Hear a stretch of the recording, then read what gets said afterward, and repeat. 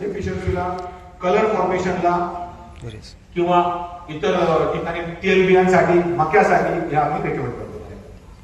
तेलबियामध्ये तेलाचं प्रमाण वाढवण्याचं काम झिंक खूप करतं. त्याच्यामध्ये सल्फर आणि हे त्याच्या अभिक्रिया आहेत, काय आपल्यामध्ये गरज नाही. फेरस आणि झिंक कार्बोनेट फॉर्ममध्ये स्थिर झालं ते करतं. आतापर्यंत तर बऱ्यापैकी आपण आवराला होता. त्याच्यात आता विटॅको म्हणून आहे हा प्रोडक्ट. हा प्रोडक्ट समजून घ्यायला काही हा एक प्रोडक्ट आहे. आतापर्यंत जे बोललो PSB phosphorus, azotobacter nitrogen, octane potash, zinc zinc फेरसल, सरळ सरळ झालं. हे टाकलं की हे भेटलं, हे टाकलं की हे भेटलं, हे असं आपलं पक्क होतं. पण ह्या प्रोडक्ट विषयी मला असं काही सांगता येणार नाही. हे टाकलं तुम्हाला काय भेटलं, हा एक थोडासा कॉम्प्लिकेटेड विषय आहे. तर थोडस आहे ना किचकट आहे समजायला, पण तुम्ही समजून घ्या. त्याला काही स्लाइड मी तुम्हाला दाखवतो, काही बेसिक कन्सेप्ट तुम्हाला मी सांगतो. त्या जर तुम्हाला लक्षात आल्या तर तुम्हाला याचं काम समजून जाईल काय. बरोबर. आज जमिनीमध्ये मी मला असं पण बोललो ना, आपलं टाकलेले खतं आणि घेतलेले खतं झाडाने घेतले. ताट खूप भारताची पंपावरनं भरून ताट वाढलेलं आहे. पण मी खाल्लंच नाही ते, माझ्या तोंडाजवळ आणून ठेवलं. त्याचं मी 2च घास खाल्ले, बाकीचं सगळं फेकून दिलं. फायदाच नाही ना ताट. आणि आज आपल्या शेतीत तसंच होतं. तुम्ही म्हणजे शेकडोनी खतं आणून ओतताय, 100 किलो 200 किलो 500 किलो डोस टाकताय, पण झाड घेतं किती. आणि जोपर्यंत झाड घेते त्या खताला किंमत नाही, शून्य त्याची किंमत. पण हे होतंय ना की तुम्ही देता किती आणि झाड घेतं किती, याचा फरक जर कमी झाला तर तो उत्पन्न वाढेल आणि आपली शेती फायद्यात होईल. हा एक प्रोडक्ट आहे. हा जमिनीचा पीएच आणि ईसी जो रासायनिक खत टाकून वाढलेला आहे. आणि खत घेणं आणि टाकणं यातला फरक जर कमी करायचा असेल तर जमिनीचा पीएच आणि ईसी आणि ओसी ऑर्गॅनिक कार्बन, या 3 गोष्टी घटक जर योग्य असतील तर तुमची शेती बरोबर चालेल. बाकी पॅरामीटर बघायचे काम तुम्ही मोजूच नका. NPK फळांकडे बघायचे काम. हे 3 कधी पण जमिनीचा तुम्ही हे केलं, जमिनीचा रिपोर्ट केला तर 3च गोष्टी बघा, पीएच, ईसी आणि ओसी. ऑर्गॅनिक कार्बन, पीएच आणि ईसी, या 3 गोष्टी जर चांगल्या असतील तुमच्या शेतातल्या तर तुम्हाला बाकी काय करायचं कामच नाही. ते बरोबर सगळ्या गोष्टी, न्यूट्रिशन मिळेल, रोग कमी होतील, सगळ्या गोष्टी कमी होऊन जातील. कारण ते संतुलित आहार म्हणतो ना आपण, बोर्नव्हिटा, बूस्ट, त्या टाईपचं काम होतं, तिथं सगळं मिळतं. तर हा प्रोडक्ट आहे ना, हा त्या टाईपचा बोर्नव्हिटा किंवा बूस्ट टाईप आहे, सगळं मिळून द्यायचं काम करतो. याच्यात काहीच नाहीये, न्यूट्रिशन काहीच नाही, पण याच्यामध्ये पीएच आणि ईसी योग्य करायचा, जो आज सगळ्यात मोठी समस्या आहे आपल्या शेतीमध्ये. जर बऱ्याच प्रमाणात रासायनिक औषधं टाकून झालं तर याच्यात हे समजून घेणं, हे कसं काम करतं हे समजून घेण्यासाठी ना 1-2 स्लाइड आपण बघूया. आता हे बघा, ही एक स्लाइड बऱ्याच वेळेस तुम्ही बघितली असेल. डॉक्टर रानडेंनी ही खूप प्रसिद्ध केलेली, म्हणजे न्यूट्रिएंट मधला बाप माणूस, खूप न्यूट्रिएंट ह्या ऍग्रिकल्चर इंडस्ट्रीला न्यूट्रिएंट शिकवणारा, सल्फेट फॉर्म मधला डॉक्टर रानडे, खूप मोठी व्यक्ती. त्या माणसाने हा चार्ट घराघरात पोहोचवला, पण याचा अर्थ कोणालाच कळला. न्यूट्रिशन विकणारी सगळ्यात मोठी कंपनी होती एका काळात. आज भले ती काळानुसार वेगळं झालं म्हणून मागे पडले, पण खूप मोठे काम करत आणि खूप नॉलेजेबल पर्सन. आता याच्यात बघा तुम्ही, याच्यामध्ये काय, हे न्यूट्रिशन आहे, हे न्यूट्रिशन आहे, हे सगळं न्यूट्रिशन. आणि हा खाली ना, हा पीएच आहे. 4 पासून 9.5-10 पर्यंत पीएच दिलेला आहे. बरोबर. आता जर तुम्ही बघाल ना, त्याच्यामध्ये बघा, iron, magnesium, manganese, boron, copper आणि झिंक, हे कितीला मिळतं? सगळ्यात जास्त मिळतात. इकडे पण मिळतात, पण कमी प्रमाणात मिळतात. इकडे कमी होतात, इकडे कमी होतात. जसं पीएच वाढायला किंवा झाडायला पुढे पीएच जातो, ते कमी व्हायला. हा जो सगळ्यात चांगला मिळतो ना, हा बघा, हा मिळतो 5 ते 6च्या दरम्यान. तुमच्या जमिनीचा पीएच जेव्हा 5 ते 6 असेल ना, त्यावेळेस सगळ्यात चांगलं मिळतं हे 3 न्यूट्रिएंट. आता 6.5 ते 7.5 मध्ये हे न्यूट्रिशन मिळते, nitrogen, phosphorus, potash, sulphur, calcium, magnesium आणि मॉलिब्डेनम. बरोबर ना. हे ह्या पीएचला चांगले मिळतं. आता काय आलंय याच्यामध्ये प्रॉब्लेम काय आहे की तुमच्या जमिनीचं पीएच 108 आहे, 8 ते 8.5च्या दरम्यान मिळतं मार्केटमध्ये, है ना. सगळं त्याच्यात ऍव्हरेज काढलं तर 8 ते 8.5 पीएच आहे. आपण काय करतो, एखादं पीएच कमी करायचं औषध टाकतो, म्हणजे युरिया फॉस्फेट असेल, जिप्सम असेल किंवा अजून बरं आहे नायट्रिक ऍसिड असेल, हे जे केमिकल टाकलं तर जमिनीचा पीएच 8.5 वरून किती लावतो आपण 7 वर. बरोबर. काही काळापुरता, काही वेळापुरता जमिनीचा पीएच 7 वर होतो. 7 वर आला मान्य, हे सगळे व्यवस्थित मिळतात त्याला. 7-7:30च्या दरम्यान आले हे सगळं चांगलं मिळतं. हे आणि हे पण मग यांचं काय, हा तर 5 ते 6:30 मध्ये येतो. मग जर त्याला अजून जिप्सम, अजून युरिया फॉस्फेट, अजून नायट्रेट टाकलं तर काय होणार, तो येऊन पीएच बसेल आपल्याला 5:30 ते 6 ला आणला तर हे मिळतील, पण यांचं काय, बरोबर. आता याच पीएचला मिळतो, त्याच्या वरती नाही खाली नाही, इथून कमी कमी होता, मिळत नाही अशातला भाग नाही, पण इथून कमी व्हायला लागतो. असं हा सगळ्यात पीक पिरियड तर या पीएचला असतो 7 ते 7. हा असतो 5:30 ते 6 सगळ्यात पीक असतो. नंतर मिळतो पण कमी प्रमाणात, आणि कमी पडलं न्यूट्रिएंट म्हटलं ना, एकदा न्यूट्रिएंट कमी पडलं की बाकीचे आजार, रोग, किडी सगळं चालू होतात, डेफिशियन्सी चालू होतात. मग आपण वरतून मायक्रोन्यूट्रिएंट्स पे करतो, घेऊ करतो, ते करतो, बाकीच्या सगळे वाढतात, घरच्या आहारात पडतो. मग असं कोणतं औषध आहे की जे जमिनीतला पीएच या रेंजमध्ये कायम ठेवता ठेवेल, 5 पासून 7.5 पर्यंत, 8 पर्यंत. जेव्हा झाडाला या न्यूट्रिएंटची गरज आहे त्यावेळेस त्या जमिनीचा पीएच काही काळापुरता, त्याच्या पूर्ण जमिनीचं म्हणत नाही मी, पण त्याच्या रूट झोन मधला मायक्रो जो रूट झोन आहे तिथला जमिनीचा पीएच याला ह्या स्टेजवर आणण्यासाठी, आणि पुन्हा त्याची गरज जेव्हा कॅल्शियम सल्फरची असेल तेव्हा पुन्हा इथे करायची. हा जमिनीचा पीएच कमी जास्त करणारा असं रासायनिक औषध जगात नाही, बरोबर नाही. मग निसर्गाने याची सोय केलेली आहे, ही सोय निसर्गाने केलेली आहे. ही निसर्गाने सोय केलेली आहे ना, ही बॅक्टेरिया आणि याच्यामध्ये आहे, फक्त बॅक्टेरिया. जीवाणूंमध्ये अशी ताकद आहे किंवा झाड यांची कम्युनिकेशन सिस्टीम आहे. ते काय म्हणतात, तो मुळावाटे काही निरोप पाठवतो की मला फेरस झिंक पाहिजे. झिंक झाडाची गरज काही पीपीएम मध्ये खूप पर्सेंटेज मध्ये लागत नाही, पीपीएम मध्ये लागतो. मग तेवढा पुरता तेवढा जमिनीचा पीएच तो 5 ते 6.5च्या दरम्यान घेऊन येतो काही काळापर्यंत. त्याच्या झिंकची गरज भागली की तो परत म्हणतो मला नायट्रोजन किंवा पोटॅश पाहिजे, तो पुन्हा 7.5 परत येतो.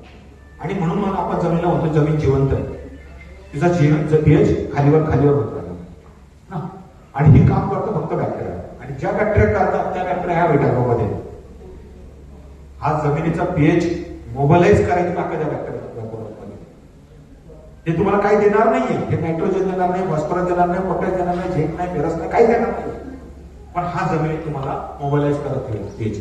पीएचला मोबालाइज केल्यामुळे हे सगळं न्यूट्रिशन बॅलन्स स्वरूपात झाडाच्या गरजेनुसार त्याला मिळते. आणि जर मिळाले, संतुलित आहार त्याला मिळाला की तुमचे बऱ्यापैकी अडचणी कमी होतील शेतीमध्ये. मी म्हटलं नायट्रोजन वाढला, हे फॉस्फरस कमी झाला तर डाऊन येईल, पोटॅश कमी झाला तर हे येईल. या सगळ्यांचे आपली डेफिशियन्सी आहे, त्याचे काही चांगले वाईट गुण आहे. जास्त आला तर वेगळं होतं, कमी झालं तर वेगळं होतं. ते सगळं क्लिअर करायचं काम हा प्रोडक्ट करतो. सुंदर प्रोडक्ट आहे, कन्सेप्ट प्रोडक्ट आहे. हे बऱ्यापैकी कधी होतं की जेव्हा झाडावरती स्ट्रेस जास्त येतो, खूप जास्त ऊन आहे, खूप जास्त थंडी आहे, खूप जास्त क्लाउडी वातावरण आहे, ढगाळ वातावरण आहे, फोटोसिंथेसिसचं काम होत नाही, त्यावेळेस तुम्हाला हा प्रोडक्ट खूप छान काम. आमच्याकडची पद्धत द्राक्षावरती आम्ही सुरुवात काम केलं होतं. द्राक्षावरती जेव्हा थंडीचा पिरियड होतो, फुगवणीची स्टेज आणि थंडीचा पिरियड एकत्र येतो. आता जो म्हणजे नोव्हेंबर आणि डिसेंबर मध्ये आमच्याकडे साधारण 8 ते 10 mm, 6 ते 7 mm पासून चालू होतं, 10 ते 12 mm पर्यंत द्राक्षाची साईज असते. आणि ती वाढायची स्टेज येते आणि थंडी पडते. नाशकात या दिवसात जेव्हा तुम्ही बघितलं असेल, सगळ्यात थंड ठिकाण नाशिक होतं, निफाड, तिथं मेन द्राक्ष होतं. तर थंडीमध्ये आमच्याकडे प्रॅक्टिस अशी आहे की ज्या जितक्या दिवस थंडी चालू, थंडीची लाट 8 दिवस चालू, 10 दिवस चालू, 12 दिवस चालू, द्राक्षाला रोज 200 ग्रॅम सोडा. एक एकरला 200, एकरी डोस 1 किलो याचा आहे, पण तिथे 200 ग्रॅम सोडतो. आज 200 ग्रॅम, उद्या 200 ग्रॅम, परवा 200 ग्रॅम, 200 ग्रॅम. ती 4 दिवस चालवलं तर 8 दिवस चालू. डोस असा एकरी 1 किलो, अर्धा किलो सोडतो असं काही नाहीये. त्याचं 200 ग्रॅम रोज सोडायचं. त्याच्याने आम्ही तिथं ट्रायल अशा पद्धतीने घेतल्या, आणि जिथं दिलेलं आणि तिथं न दिलेलं बेरी द्राक्षाच्या मण्याची साईज 1 ते 1.5 mm एक्स्ट्रा होती, बरोबर. आणि वजन 0.5 ते 0.6 ग्रॅम एका बेरीचं वजन, एका मान्याचं वजन 0.6 ते 0.7 ग्रॅमनी वाढतं. तिथे त्याची अशी ट्रीटमेंट केली.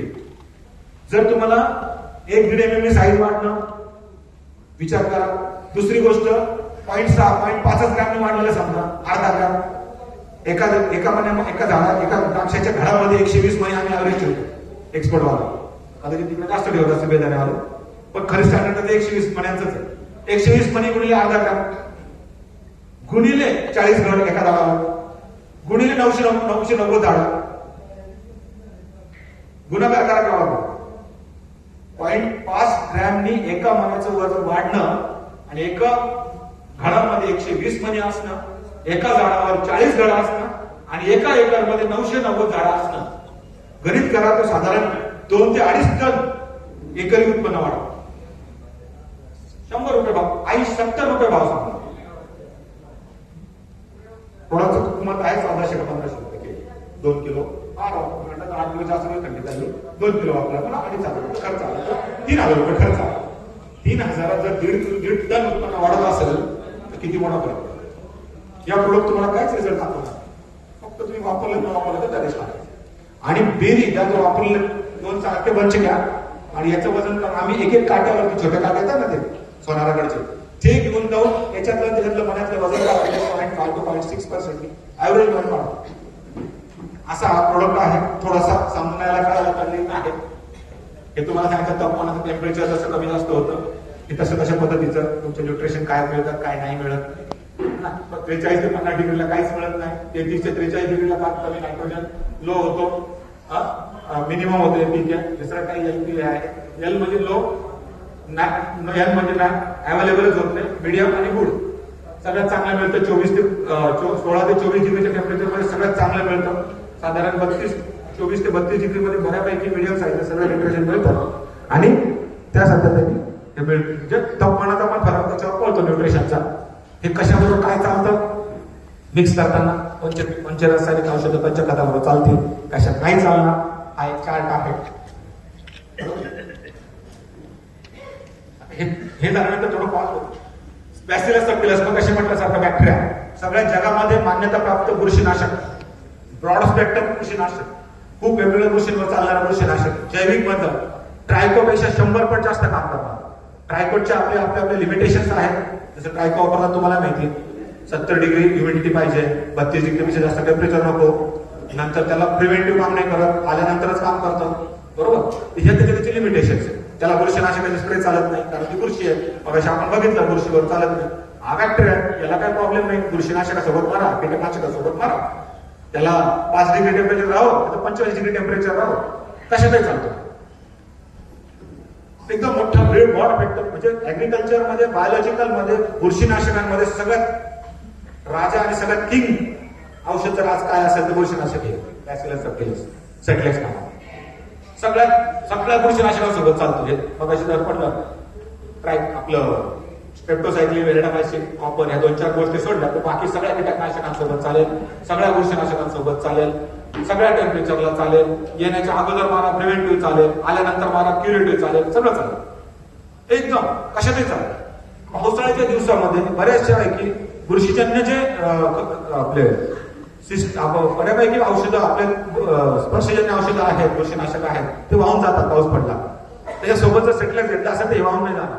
उलट तर पावसाळ्याचं जर वातावरण आहे, ह्युमिडिटी, टेम्परेचर, त्याच्यामध्ये वाढायचं प्रमाण सगळं जास्त आणि सगळ्यात फास्ट वाढणार. मी जसं म्हटलं ना, त्यांच्यातले काही बॅक्टेरिया 7 तासामध्ये एखादे 2 होतात, काही साधारण 2 दिवस घेतात, 48 तास घेतात. त्यांचं प्रत्येकाचं बॅक्टेरिया टू बॅक्टेरिया वेगवेगळं. पण हा सगळ्यात फास्टेस्ट वाढणारा मल्टिप्लिकेशन रेट सगळ्यात जास्त. म्हणून एकाच्या 2च्या 4 देताना संख्या, एका ग्राम मध्ये जी संख्या दिलेली आहे तिच्यापेक्षा काही 500 कोटी जीवाणू एका ग्राम मध्ये दिले. 500 कोटी जीवाणू एका ग्राम मध्ये दिले. त्यामुळे त्या डोस अर्धा ग्राम एकरी, एका लिटरला अर्धा ग्राम, एकरी 200 ग्राम जातो, बरोबर. दिसायलाची किंमत फेस व्हॅल्यू ज्याला म्हणतो आपण, एमआरपी काहीतरी 750-800 रुपये, 750 रुपये 200 ग्रामचं विकलं जातं. त्याच्यामध्ये 400 लिटर पाणी होतं, म्हणजे 200 लिटर पाणी होतं 350 रुपयाला. माझ्या बाबतीत 45 महाग आहे त्यापेक्षा. 45 ची किंमत काय, 250-300 रुपये 500 किलो, ते पण 150-200 रुपये जातं. 350 रुपयात तुम्हाला प्रिव्हेंटिव्ह आणि क्युरेटिव्ह दोन्ही काम करतात, बरोबर. रोगप्रतिकार शक्ती कायम राहते, याच्यामुळे रेजिस्टन्स पॉवर डेव्हलप नाही होणार. रोगाप्रती जे प्रतिकार शक्ती झाडात निर्माण होते ती होणार नाही त्याच्यामध्ये, बरोबर. पिटोलिन नावाचे शब्द 5 डिग्री पासून 48 डिग्री कशालाही चालतं. जंतू इनिवेटर म्हणून त्याचे मोड ऑफ ऍक्शन आहे. त्याचे मोड ऑफ ऍक्शन आपण समजून घेऊ. ही MX10 म्हणून मायक्रोमॅक्सची आपली स्वतःची पेटेंटेड स्ट्रेन आहे. जंतुमिलिटर आहे. आता हे काम कसं करतं याच्यावरती बोलू आपण. त्याचे मोड ऑफ ऍक्शन समजून, बरोबर. ही मोड ऑफ ऍक्शन काय आहे की कुठल्याही बुरशीचा किंवा कुठल्याही बॅक्टेरियल रोगाचा स्पोर्स फिजूकच्या शेतात ऑलरेडी असतात. पहिल्यापासून शेतामध्ये बुरशीचा आणि बॅक्टेरियाचे स्पोर्स हे असतातच. फक्त त्याला जेव्हा हवं तसं मी म्हटलं ना, या स्पोर्स या बॅक्टेरियाची खासियत आहे, फेवरेबल कंडिशन जेव्हा नसेल तेव्हा ते स्वतःला कोश जर्मन करतात आणि स्पोर सुद्धा औषध जाऊन पडून राहतात. जेव्हा त्यांना फेवरेबल कंडिशन आपल्याला हवं तसं वातावरण मिळालं तेव्हा ते पुन्हा जर्मिनेट होतात आणि आपली पुढची लाईफ सायकल चालू करतात. ते हजारो वर्ष झुकत औषध खाऊ शकतात किंवा स्पोर व्यवस्थित त्याला वातावरण मिळालं ते मल्टिप्लाय होत राहतात पाहिजे त्या प्रमाणात. तसं या पण बॅक्टेरिया आहेत, हे पण तशाच पद्धतीने काम करतात. आता याचे स्पोर जे आहेत ते तुमच्या शेतात जे असतात ते ऊसपोर पद्धतीने असतात. ऊसपोर म्हणजे बॅक्टेरियाची बी असं म्हणता येईल थोडक्यात. बॅक्टेरियाची फ्री म्हणून ओस्पोर्स म्हणून असतात.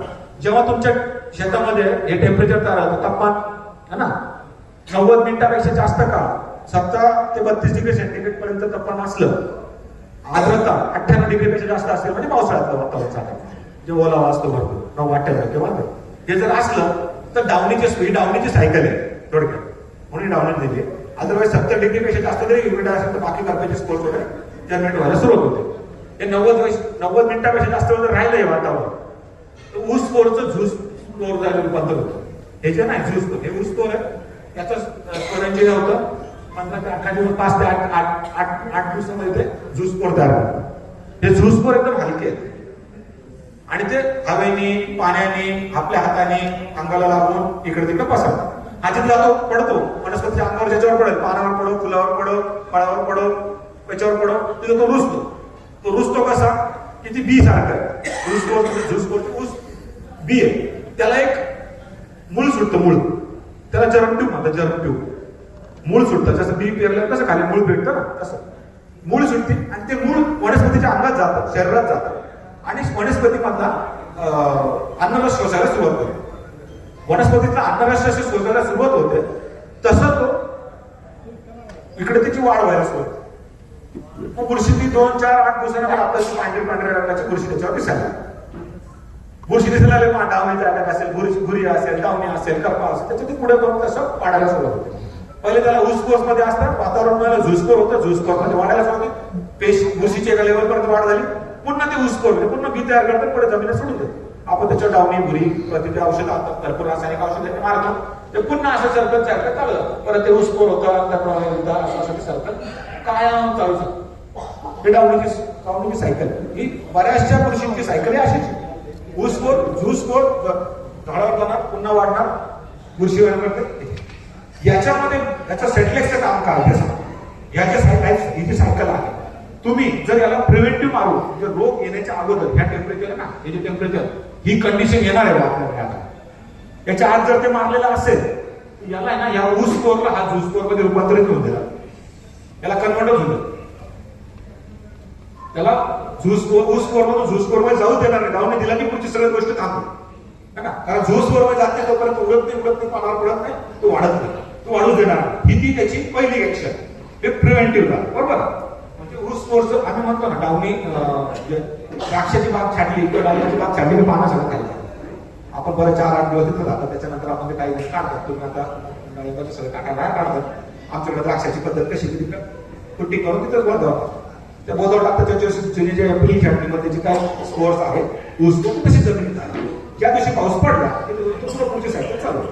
ती आम्ही काय सांगतो प्रॅक्टिसेस अशी आहे की तुम्ही जेव्हा छाटतात खाली पडतात, त्या बोधावर 200 एकरी 200 टाकायचा स्प्रे करायला, म्हणजे तिथे तुम्हाला थोडं प्लीज हॅलो थोडं राहिलं 1-2 स्प्रे थोडं काय हे जे आहे ना ऊस स्कोर मध्ये ऊस देत नाही त्याला, त्याच्या जमिनीवर त्याला थांबून ठेवतात. त्याचा ऊस स्कोर मध्ये परिणाम होत नाही, त्यावेळेला त्याचा पुढे तुमचा डावणीचा अटॅक पुढे बुरशीचा अटॅक येणार आहे तो कमी होतो बरोबर. ते झालं एक गोष्ट. दुसरं मी काय म्हटलं, तर त्यातून काही बॅक्टेरिया उरलेच, त्याच्यापर्यंत बॅक्टेरिया नाही पोहोचला, तर ऊस स्कोरचा झूस स्कोर झाला, त्या जमिनीवर गेला, झाडावर गेल्यानंतर तो वाढायला सुरुवात, त्याची जी जर्म ट्यूब बाहेर येते. याच्यात जो इटोरिन नावाचा घटक आहे, मला दाखवलं तुम्हाला, इटोरिन म्हणून एक केमिकल स्रावतात इनिबिटर, जर्म ट्यूब इनिबिटर काम कसं, इटोरिन नावाचं एक स्त्राव करतो. बॅक्टेरिया म्हटलं ऑर्गॅनिक ऍसिड सिक्रेट करता येईल, त्याच्यामध्ये इटोरिन नावाचं बॅक्टेरिया स्त्राव करतो. ही जी इटोरिन आहे त्या जर्म ट्यूबला कट करून टाकतो. खाली जे मूळ तुटलंय ना त्या मुळाला खाली कट करून टाकतो. म्हणजे त्याचं मूळ जर तुटलं तर साहजिक येतं तर अन्नरस शोधायचा असतो तो बंद होतो. अन्नरस नाही मिळाला त्याची वाढ खुंटते आणि 3 ते 4 दिवसानंतर ती बुरशी आहे ना पांढऱ्या कलरची बुरशी असेल तर ती तांबूस कलरची पडते आणि त्याच्यावर तुम्ही थोडीशी टिचकी मारली की ती उडून जाते. ती मेलेली असते, ड्राय होते, कोरडी होते बुरशी. पण इथे तुम्हाला कुठे जसं रासायनिक औषध मारल्यानंतर बुरशी जळाल्याचा आपल्याला डाग दिसतो, काळी पडते बुरशी किंवा तेवढं पान खराब होतं. इथे पान कुठेही खराब होणार नाही, तुम्हाला कुठेही पानाला असं पिवळ पडलेलं किंवा स्कॉर्चिंग आलेली दिसणार नाही. ती बुरशी 4 ते 5 दिवसानंतर तुम्हाला तांबूस रंगाची पडलेली दिसेल. तांबूस रंगाची बुरशी ती ड्राय कोरडी झाली असेल तेव्हा तुम्ही हळूच टचकी मारा ती उडून जाईल. तुमचं पान आहे तसंच राहणार, पान कुठेही खराब होणार नाही. त्याचा आज बरेचसे रासायनिक औषधं असेल की ते पान खराब करून टाकतात, बुरशी वाळतात, बुरशी जळाली की तेवढं पान खराब होऊन जातं. तर तसं होत नाही याच्यात. तर हा क्युरेटिव्ह इफेक्ट आहे. मग असं तो घुसखोर पण झुंजतो राहत नाही, तो प्रिव्हेंटिव्ह म्हणजे याने अगोदर मारला तर तो तसा काम करेल, आल्यानंतर मारला तर हा असा काम करेल. बरोबर. तर हे दोन्ही पद्धतीने काम करतात, प्रिव्हेंटिव्ह आणि क्युरेटिव्ह. सगळ्यात चांगला आहे त्याला कुठलंही लिमिटेशन नाही. तुम्ही तुमच्या रेग्युलर स्प्रे मध्ये 1 अढाई 2 अढाई स्प्रे मध्ये तुम्ही एखाद्या अर्धा ग्रॅम ते टाकत राहा. रासायनिक औषधात टाका, रासायनिक बुरशीनाशकांसोबत टाका किंवा तुमच्या कीटकनाशकांमध्ये टाका रासायनिक, याला अडचण नाहीये. त्याच्याने 2 गोष्टी होतील. तुमच्या 2 स्प्रे जे मारतात तुम्ही समजा 8 दिवसांनी 1 स्प्रे मारणार असाल तर तो तुम्ही 10 ते 12 दिवसानंतर तो स्प्रेच्या 2 स्प्रे मध्ये अंतर वाढवेल. जो स्प्रे मारताय, जो रासायनिक बुरशीनाशक मारताय त्याचं रेसिस्टन्स रोग प्रतिकार शक्ती वाढू देणार नाही झाडामध्ये. तिसरी गोष्ट, तो रेग्युलरली जर बॅक्टेरिया जवळ झाला तो पुढे बुरशी येण्याचे प्रमाण कमी होईल, बुरशीजन्य रोग येण्याचे प्रमाण कमी होईल. असं दोन्ही 3 प्रकारे काम करणार आहे. तेल्यावरती आजच्या घटनेला खूप चांगला उपाय हा आहे. तुम्ही जर याला रेग्युलरली पहिल्यापासून वापरत राहाल तुमच्या रेग्युलर स्प्रे मध्ये, तेल्या येईपर्यंत वाट नका बघू. तेल्या आल्यानंतर कदाचित मी तुम्हाला म्हटलं, कदाचित तुम्ही तेल्या आल्यानंतर याला वापरा आणि मग म्हणाल की मला त्याचे रिझल्ट नाही आले, तसं होणार नाही. परत प्रोबायोटिक कन्सेप्ट आठवून ठेवा. प्रोबायोटिक्स काय काम कन्सेप्ट म्हणते, योग्य संख्या, योग्य जागा आणि योग्य स्पेसिस. तुमच्याकडे योग्य जागा असते, योग्य स्पेसिस असते, पण योग्य संख्या राहत नाही त्यावेळेस. कारण तेव्हा तुमच्या तेल्याची बॅक्टेरिया खूप जास्त प्रमाणात असते आणि सेटलेक्सची बॅक्टेरिया कमी पडतात. म्हणून सेटलेक्सचा रिझल्ट आल्यानंतर तिथे कमी येतो. बरोबर. तर ती प्रोबायोटिक्स कन्सेप्ट पुन्हा लक्षात ठेवा की तिथे लागू होणार नाही आणि ते रिझल्ट येणार नाही किंवा कमी येतील. मग तुम्ही म्हणाल अरे मग रिझल्ट नाही आले, प्रोडक्ट करा. तसं तुम्ही रेग्युलरली याच्या पानावरती आणि फळावरती किंवा झाडावरती संख्या वाढवून ठेवा. रेग्युलरली तुमच्या स्प्रे मध्ये, मी प्रत्येक स्प्रे मध्ये नाही म्हणणार, पण 1 अढाई स्प्रे मध्ये तर तुम्ही सेटलेक्स द्या, अर्धा ग्रॅम का होईना घ्या आणि त्याचे रिझल्ट बघा. तुम्हाला खूप प्रमाणात प्रिव्हेंटिव्ह बऱ्याच दिवसापर्यंत म्हणजे लोकांकडे जर 100 फळांवरती केले असेल तर तुमच्याकडे 2-3 फळांवरती फळांवर त्याच्यात आहे पिटोरिन वगैरे सगळ्या गोष्टी, सेटलेक्स, दावणी आणि भुरी. हे जे काम करतं हे सगळ्यात जास्त जगभरात संशोधन झालंय. हे संशोधन झालंय ते सगळ्यात जास्त सगळ्यात पहिलं काम करेल भुरीवरती, दुसरं काम करेल गवणीवरती, तिसरं काम करेल करप्यावरती. या तिन्हीवरती काम करतं. बॉन्ड स्पेक्ट्रम आहे. सॉइल बॉल जेवढे जमिनीत वाढणारे जेवढ्या बुरशी आहेत किंवा बॅक्टेरियल मिल्ट असो, डम्पिंग मॉप असो, फिजिओरियल मिल्ट असो, कॉलर असो, कुठलाही असो त्याच्यावर काम करतो. संपर्कात कॉलर संपर्कात आला पाहिजे, ट्रीटमेंट सोडून कॉलर ट्रीट होणार नाही. ते तुमचं प्रॅक्टिकल तुम्ही करावं लागेल. आणि केमिकल फ्री आहे, रेसिड्यू फ्री आहे. जे तुम्ही केमिकल औषधं मारता त्याचाही रेसिड्यू कमी करायचं काम करतो. बॅसिलसची ती खासियत. झाडामध्ये असणारे जे काही रासायनिक औषधांचे रासायनिक औषध मारलेले आपण त्याचे जे औषध झाडात आहे त्याचं विघटन फास्ट करतं. आणि सगळ्याच विघटन होऊन काय होतं, कुठल्याही गोष्टीचं जर विघटन डिकम्पोजिंग होतं तर काय होतं, कॅल्शियम आणि नायट्रोजन सीएन रेशो कमी होत जातो. शेवटी कॅल्शियम आणि नायट्रोजन वेगवेगळं होतं. नायट्रोजन हवेत उडून जातो आणि कॅल्शियम जो आहे हे कॅल्शियम म्हणतो कार्बन आणि नायट्रोजन मध्ये सीएन रेशो मध्ये येतो. कार्बन आणि नायट्रोजन मध्ये विघटन होत जातं. जसं जसं कार्बन खाली येतो त्याच्यानंतर कार्बन जो आहे तो हे खातात आणि नायट्रोजन हवेत उडून जातो. त्याच्यामुळे तो झाडांमधला रेसिड्यू कमी करायचं काम खूप चांगलं. हा एक बॅक्टेरिया आहे विटागोबॅक्स नावाने. याच्यामध्ये साधारण 5 वेगवेगळ्या प्रकारच्या बॅसिलस फॅमिली मधल्या बॅक्टेरिया आपण दिले आहेत. याचं कार्य हे थोडंसं वेगळ्या पद्धतीचं आहे. हे झाडावरती पानावरती राहणाऱ्या बॅक्टेरिया जास्त करून आहेत. पानावरच्या बॅक्टेरिया झाडामधला क्लोरोफिल किंवा बऱ्यापैकी ढगाळ वातावरण असतं तेव्हा फोटोसिंथेसिस किंवा प्रकाश संश्लेषण काम कमी होतं, हळू होतं. पाहिजे तेवढ्या प्रकारात सूर्यप्रकाश त्याला मिळत नाही. पावसाळ्याच्या दिवसांमध्ये असेल किंवा हिवाळ्याच्या दिवसांमध्ये असेल, ढगाळ वातावरणामध्ये सूर्यप्रकाशाचं प्रकाश संश्लेषणाचं कार्य होत नाही बाबा. त्यावेळेस हा ते सूर्यप्रकाशाचं काम करायला मदत करतो. क्लोरोफिल मध्ये क्लोरोफिल वाढवण्याचं काम करतो. हा वाढल्यानंतर तुम्हाला पानाला थोडा काळोखी आल्याचं दिसेल किंवा पानावर तेलकट आलेला, तेलकट असं चमकणारा पान ज्याला म्हणतो आपण तसं दिसेल. आणि हा ते काम क्लोरोफिल आणि फोटोसिंथेसिस एनर्जी जे डेव्हलप करतात, सूर्यप्रकाशाचं कामामध्ये मदत करून एनर्जी वाढवतं आणि झाडाला त्या काळात म्हणजे सूर्यप्रकाशाची कमी आहे त्या काळातही हा झाडाला मदत करून झाडाचं पोषण चांगल्या पद्धतीने करण्यासाठी काम करतो. याचे फायदे असे आहेत की जसं म्हटलं की पानावरती जर चांगल्या झाडावरती जर चांगल्या बॅक्टेरियांची संख्या जास्त असेल तर तुम्हाला वाईट बॅक्टेरियांची तिथे डेव्हलप होणार नाही. तुमचा तेल्या होणार नाही, तुमचा करप्याच्या बॅक्टेरिया येणार नाही किंवा तुमचे झूसपोर मधून झूसपोर जे झालेले आहेत त्यांना तो जमिनीवरती पानावरती पुन्हा कंट्रोल करायचं काम करेल. कारण प्रोबायोटिकची कन्सेप्ट तिथे त्याची संख्या जास्त, त्याची तो कमी संख्या व्हायला मारत आहे. त्यामुळे तुम्हाला रोग प्रतिकार शक्ती किंवा प्रिव्हेंटिव्ह रोगाला बळी न पडू देण्याचं कामही हे करतील. असा हा बॅक्टेरिया खूप सुंदर आहे. याला पण तसे फायदे आहे सेटलाइट सारखं, काही लिमिटेशन नाहीये. तुम्ही कोणासोबतही वापरू शकता, कधीही वापरू शकता, याला तशा अडचण काही नाही. हे सगळं वेगवेगळ्या प्रकारचं आहे. हानिकारक विटॅमिन्स, वेगवेगळ्या प्रकारच्या एन्झाइम्स, ऑक्झिन्स, विटॅमिन्स याला कन्सोर्शियम एनपीकेच्या बॅक्टेरिया सहित जोड दिलेली आहे. याचा बेस जो आहे तो मायक्रोबियल ब्लॉक म्हणतो आम्ही. जे बॅक्टेरिया आम्ही फर्मेंटेशन टँक मध्ये बनतो त्याच्यानंतर बॅक्टेरिया काढून घेतो, उरलेलं जे काय आहे त्याच्यामधलं पाणी मागचं त्याच्यामध्ये वेगवेगळ्या प्रकारचे एन्झाइम्स, ऑक्झिन्स, विटॅमिन्स, सायटोकायनिन्स हे सगळं त्याच्यामध्ये आहे. खूप वेगवेगळ्या प्रकारचं त्याच्यामध्ये आहे आणि ते प्लस एनपीकेचे बॅक्टेरिया असं आपण मिळून हे देतो.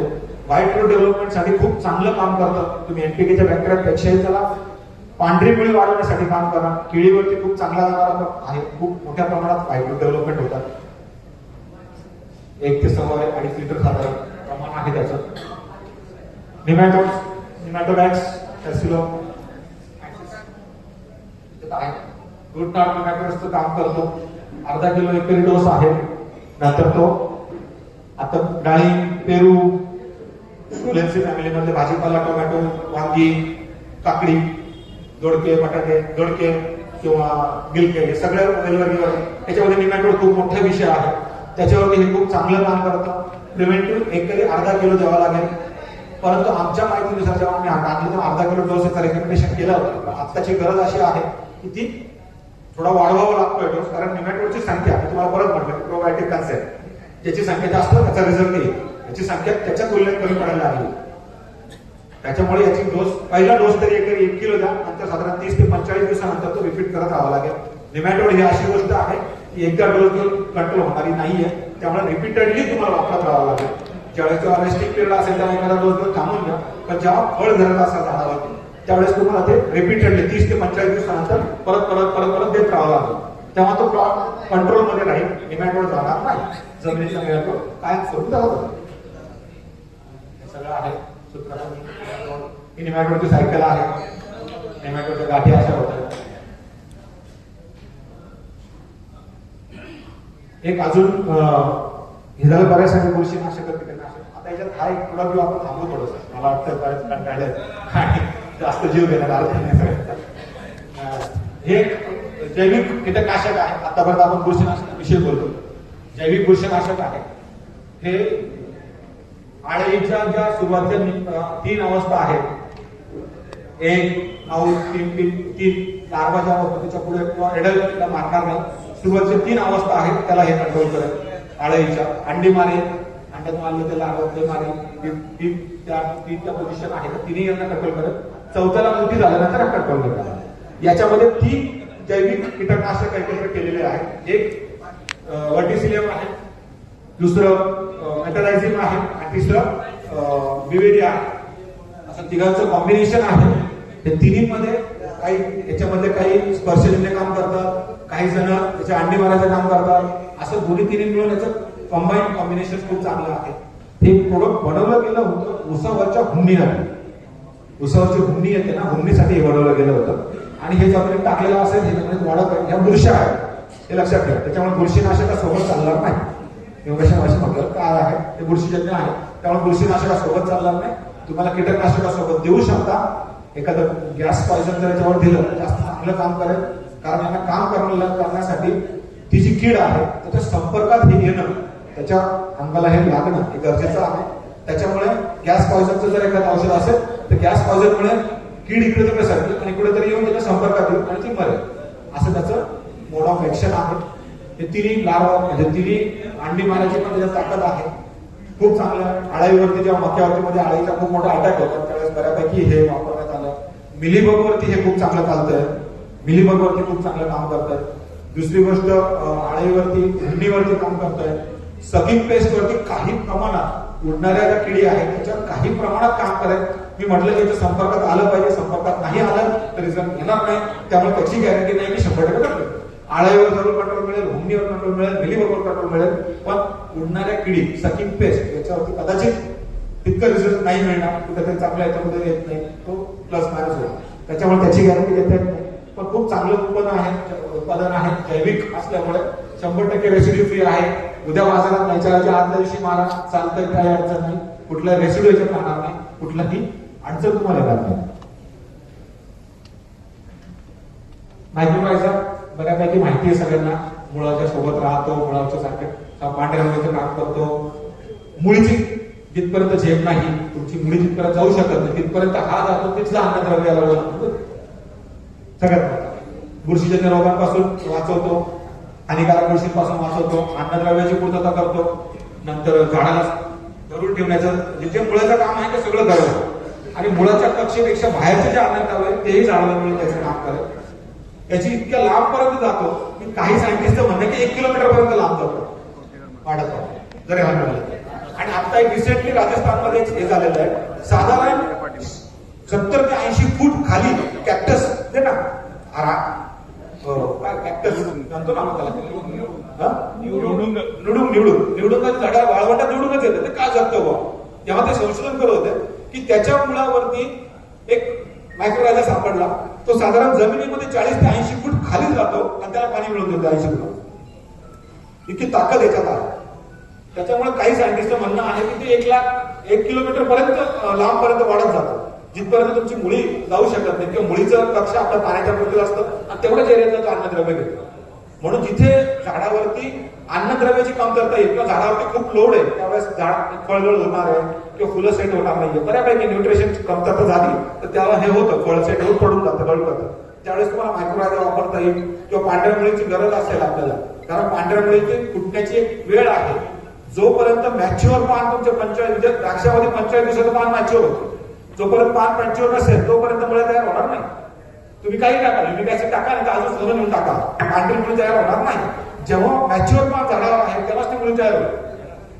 आणि त्यावेळेस जर मॅच्युअर पान नाहीये पण आपल्याला मुळी तर पाहिजे, अशा परिस्थितीमध्ये तुम्ही मायक्रोरायझर वापरू शकता. झाडावरचं स्ट्रेस कमी करू शकता.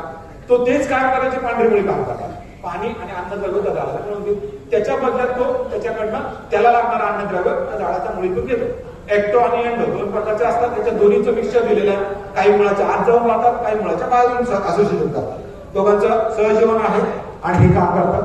अशा प्रकारे हे सगळे मेनमेन ट्रायकोडर्मा सगळ्यांना माहिती, जास्त काही बोलण्यात मजा नाही. याचे तर मला मगाशीच बोललो. सुडोमोनास तेही तुम्हाला बऱ्यापैकी वापरता तुम्ही, तेव्हा तिथं तर जास्त बोलू नये आपण.